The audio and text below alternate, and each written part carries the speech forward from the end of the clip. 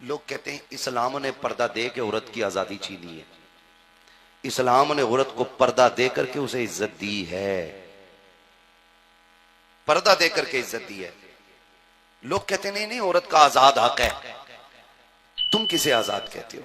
यही जो फ्लाइट के अंदर 4 लड़कियां पूरे 300 लोगों के आगे पीछे गिलास लेके घूमती हैं, तुम उसे कहते हो ये आजादी है? होटल के अंदर जाकर के जो कपड़ा पोछा मारती है टेबलों पे, तुम कहते हो ये आजादी है? जिस बेटी को 3 भाइयों की बात बुरी लगती हो, वो काउंटर पर बैठ करके 300 लोगों की गाली सुनती है, तुम इसे आजादी कहते हो? जिससे घर के मिंबर का 5 खाना बनाना, 5 लोगों का खाना बनाना जिसे बोझ लगता हो, वो 300 लोगों के आगे पीछे जाके कहती है सर क्या चाहिए, तुम इसे आजादी कहते हो? और वो कि लिबास अपनी मर्जी का नहीं, तनख्वाह हम दे रहे हैं तो हमारी मर्जी के कपड़े होंगे, लहजा हमारा होगा, कोई गाली भी बके तब भी तुम्हें मुस्कुराना है, कोई तुम्हें तके ताड़े तब भी मुस्कुराना है, तुम इसे आजादी कहते हो। आज तुझे बताऊं आजादी किसे कहते हैं। आजादी मेरे नबी ने अता की है। फरमाया सुन बेटी, जब तू दुनिया में आई, बेटी बनी तो माँ बाप के लिए जन्नत, बीवी बनी तो बच्चों शौहर के लिए जन्नत, और जब तुम माँ बनी तो बच्चों के लिए जन्नत। और तेरे नबी ने फरमाया अगर कोई औरत अपने शौहर के कपड़ों का धब्बा मुस्कुरा के छुटा देती है, अल्लाह एक धब्बा छुटाने के बदले में 70 नेकी अता फरमाया करता। इसे आजादी कहते हैं, इसे आजादी कहते हैं। हाँ? ये बकवास करके बच्चियों के दिमाग खराब किए जाते हैं। इस्लाम ने इज्जत लूट ली, जो इज्जत इस्लाम ने दी है वो किसी ने नहीं दी है। हाँ? जो इज्जत इस्लाम ने दी है वो बोले। डर लग रहा है आपको? डरने की जरूरत नहीं, इमरान भाई बैठे। मैंने पहले ही कहा था बड़ा मजबूत नकीब बैठाया है, हर मामले में पहलवान है। अल्लाह ऐसे ही पहलवान रखे इमरान भाई को, अल्लाह सलामत रखे। तो लोग किस नजरिए से बात करते मेरे समझ में बात नहीं आती। खुदारा मैं तो बस एक बात जानता हूं, डॉक्टर इकबाल ने कहा था सुनो कि मोहम्मद से वफा तूने तो हम तेरे हैं, ये जहां चीज है क्या लोहो कलम तेरे हैं। मेरी बेटी मेरी बहन, बस इतनी सी गुजारिश है, खुदारा कनीज़े फातिमा ज़हरा बन जाए। मैं अगर इस पे तफसील से बात करूंगा बात बड़ा वक्त लगेगा, मैं बस ज्यादा दूर तक अपना सफर नहीं बढ़ाना चाहता। सुने, तवज्जो है आप लोगों की। क्या करना है ना आपको, बेटियों को नंग छोटे कपड़े नहीं पहनाने, समझ गए आप? ऐसे कपड़े नहीं पहनाने छोटे, लेकिन मत मारी गई है, ऐसे कपड़े ला रहा है कि जिनमें लड़कियां नंगी नजर आती हैं, आपने देखने के लिए नहीं, दूसरों को दिखाने के लिए।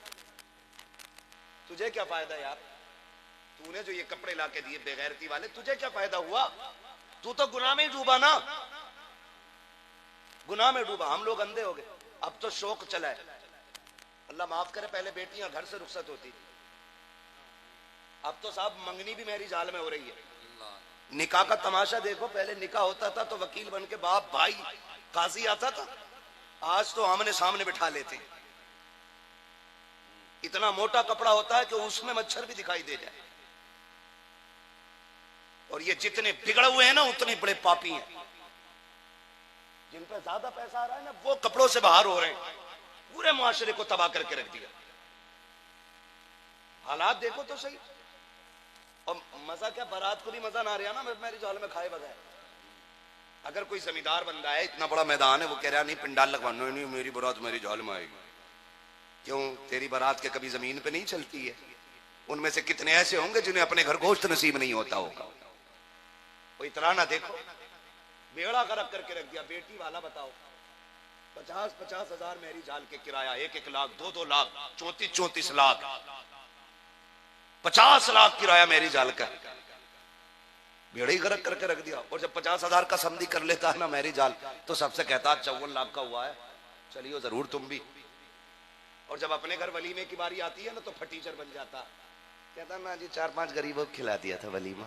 क्यों, तेरी मैया मर गई है? लड़की के घर हराम का खाना था जो नोत नोत के लेके गया था, अपने घर खिलाना, मर्द का बच्चा है तो लड़की के घर 5 लोग लेके जा, अपने घर 500 को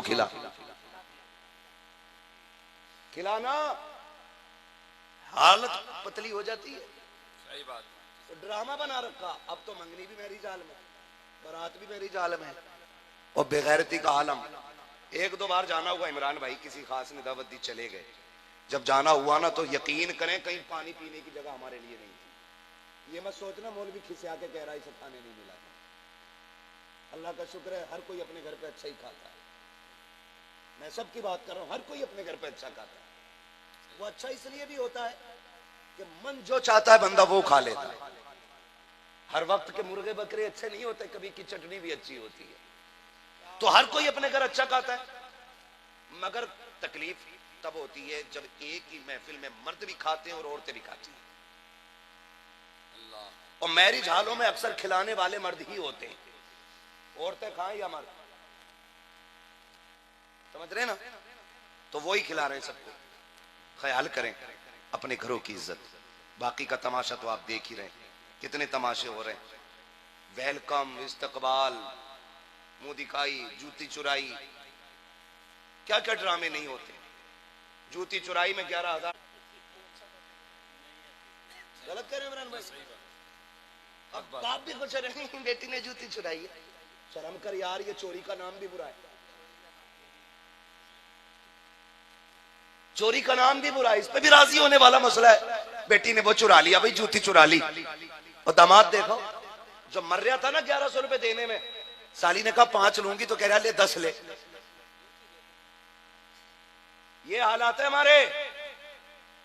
सबसे अहम काम होता है निकाह। क्या होता है? बोले चलूं आगे। क्या काम होता है? हो गया ना आप लोगों का? जिनका नहीं हुआ अल्लाह उनका करा दे। जिनके चेहरे उतरे हुए गौर से देखो, लगता है बड़े सताए हुए हैं।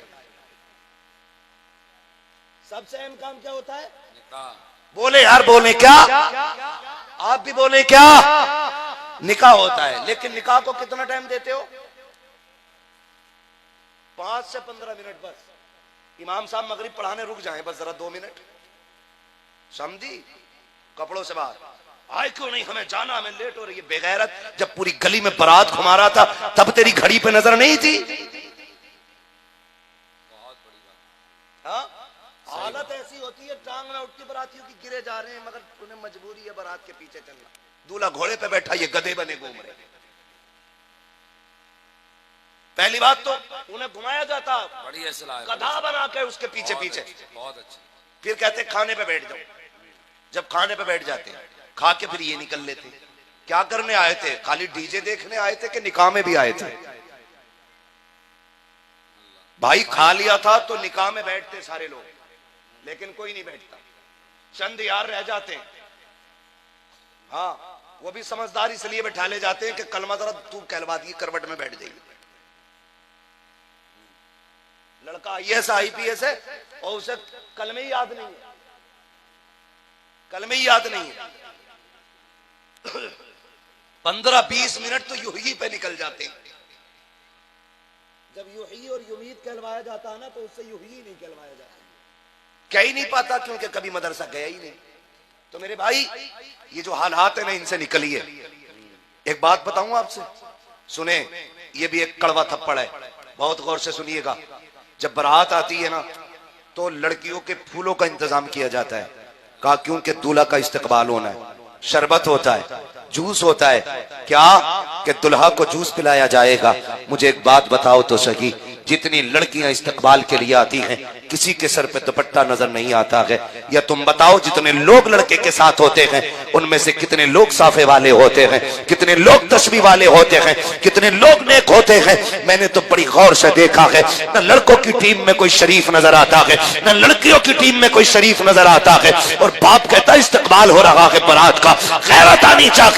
तेरी बेटी गैर के आके कैसे चली गई, कैसे किसी के ऊपर फूल फेंक रही है, इसको हक किसने दिया है? किसी आवारा के ऊपर फूल डालने का इसको हक किसने दे दिया है? किसी गैर के आके इस्तकबाल के लिए जूस का गिलास लेके खड़े होने का। अगर बारात का इस्तकबाल करना था तो औरतों को नहीं, मर्दों को करना चाहिए। ये था भूलने की। तुम तो सोना निछावर करते, लेकिन बेटियों के हाथ से नहीं। ये तो यहूदियों की चालें थी कि लोगों के आगे अपनी बेटियों को नंगा करके खड़ा करते थे। और तुम तो इस्लाम के शहजादे हो, किसी की इज्जत पे आ जाती थी तुम गर्दनें कटा देते थे। आज इज्जतें जा रही है, किसी को फर्क नहीं पड़ रहा।